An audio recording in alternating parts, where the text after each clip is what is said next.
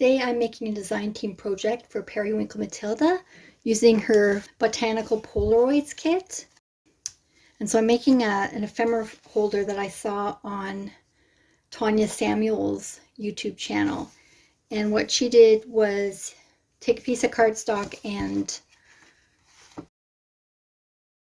cut out a rectangle, but she cut a piece out like this, so when you fold it like this, you can see what's on the inside. And I used a hanging file folder.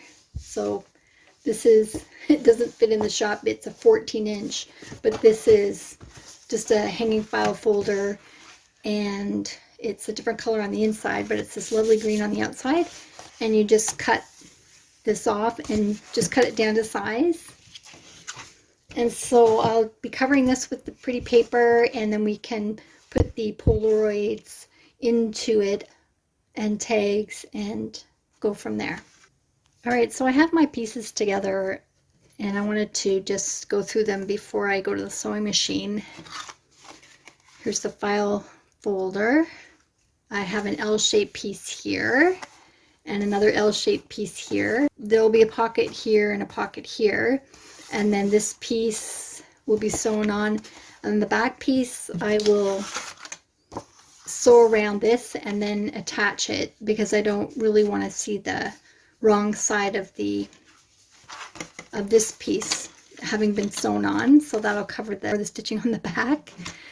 And so I've got a couple of tags ready to sew around, just the one side. And these pockets, I just cut a piece of the gingham and put a little tab, and this tab is just a sort of a square piece of paper, and I've clipped the corners and fold it in half and then inked all around and just put that on, so that goes on both sides. And I want to sew around there. So I'm off to my sewing machine. All right, so I've covered the file folder with the papers, and I wanted to just give a couple of tips about sewing with the Zigzag Stitch onto the file folder. I only sewed one actually to the file folder itself. This and this are actually attached to the file folder sewn on, but this and this were glued on. And the reason I did that was so you could see the nice top stitching on every side. Another thing is to start and stop your stitches at the bottom. And then, for example, I would have this pocket cover that starting and stopping stitch, so you won't see that. And so it's looking good. I've done the pockets. I put a piece of tape on the back of each one so that when things are sliding in and out of the pocket, they won't get stuck. And so this triangle pocket is just a square of paper, and then I folded it corner to corner and then sewed around the edges. And this I just did a straight stitch. So as you can see, I've collected quite a bit of things. This is a little envelope, and it's just a piece of double-sided paper folded in three and then cut down. One of the thirds has a fold on each side, so I've attached a Polaroid to that and one of the little blank tapes, pieces that come in the fussy cut page. And I've added the Polaroids to a piece of paper, and this is thicker paper, and I've added some of the typed words that come with the kit called Old Vintage Tape Labels by Periwinkle Matilda in the Etsy store. And I've just made two little books, and we're going to add those to the pockets. For the tags, I take a blank tag. I print these on my Cricut. They're actually 110-pound cardstock. which doesn't go through my printer, so I use them as blanks. And I've put some paper on the back, pretty paper, and added the word that came with the kit. And this is a ticket from one of the other kits with the flower kits. I'll link it below. And then one of the labels. And at the top, I just took a square of the file folder and rounded the corners, and then just added that and made it look like how, you know, those shipping tags would look. So I also made this little square cut it with the middle cut out, and I made 2 of these out of the matching paper. And I'm going to glue these little fussy cut butterflies together. I'm going to glue them to each other because we're going to make a little specimen label.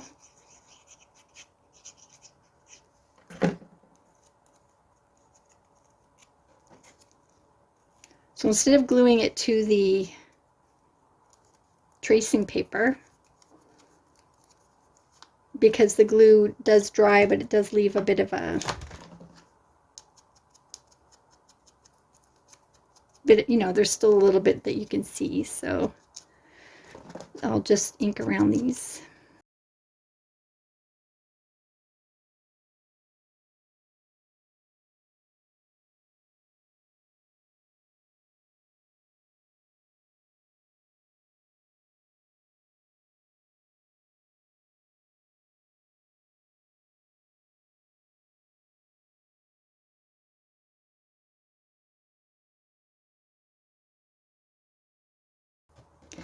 And I've put some ink on around these squares as well, just to make them look a little bit less uniform.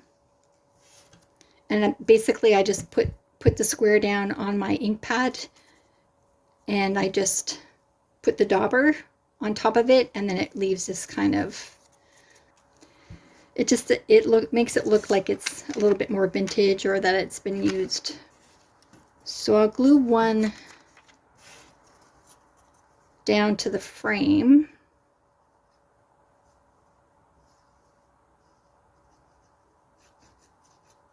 And this paper does curl, so have everything ready to go. I'm going to put that in the middle, and I'm going to cut down the second piece a little bit.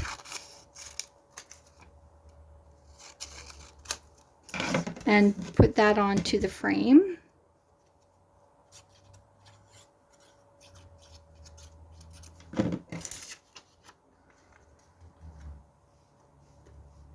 And you can see this is curling, so I'm going to add glue that's going to go right to the edges, if I can manage it here.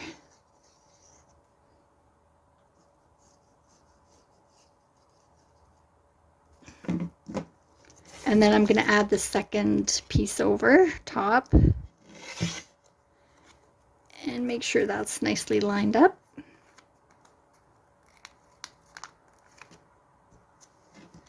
And then let that dry. I could put one of these little guys on there and make a tag. We'll see how it goes. All right, so I'm going to make the second tag off camera. I want to make a little fabric cluster for the front pocket. And I have one of the words from the kit, and I've just backed it with a little bit of paper. And I'm going to sew around this, so I don't want to put any glue under there. So I'm going to sew around the word. And I've just got some bits and pieces, some matching fabric, and I want to start with the base to be not square and sort of add things a little bit haphazardly. You know, fold things up and leave a tail kind of thing, so it's not too uniform. And maybe one of these. Just kind of fold it. Okay, and before I put that word down, I'm going to grab some of the strings that came off the fabric. when you tear it, it leaves a whole bunch of strings, so I always keep those. So that's kind of a big pile there. I don't want, it's too much the same color. I'm gonna add some thread, different color thread, just machine sewing thread.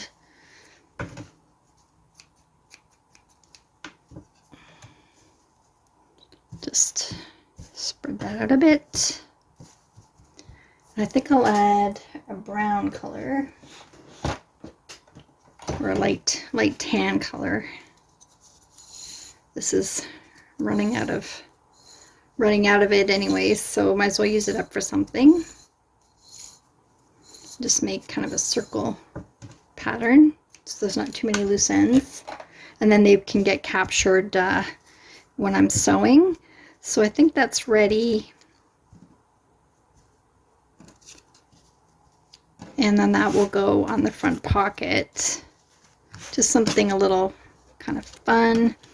And I'm going to sew around here, and then I can cut these down as I see fit, kind of thing, to make it look nice on the front there.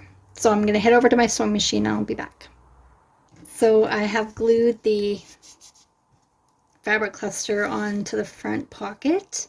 I also put an eyelet here and have a bulb pin with a little tag with a couple of the stamps on it that are with the fussy cut page. Just a little word stamp there. I just wrote that in myself, and a little fabric and a stamp there as well. And I just left this blank, but we're going to fill it with a bunch of nice things. So here's one of the botanical Polaroid cards that I made. Put that in the front with one of the tags.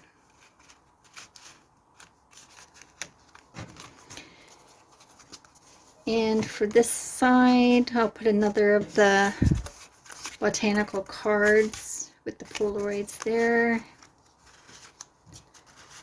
So these are back to back. And then I'm going to put a couple of tickets there. And so I made this tag. It's quite long, and it's using the file folder paper. And this is coffee dyed lace from the Happiness and Baking kit, which is also where the gingham is from. And I just added a little fabric ruffle on the side. So when you put that in, you can see it on the side there from the front. And I'm going to add the envelope. So I put a couple of Polaroids in the envelope. So this is an ephemera holder. So we've got lots of ephemera. And I'll put that facing this way so you see the little pansy there. And I'm just going to tuck this in there. I had tried to hang it from there, but it was a little too much. And then on the back page, I'll put some postcards and things. These are from Periwinkle Matilda kits. I think this one's from Sage Meadows. These two might have been from, I can't remember which one, but I'll link it.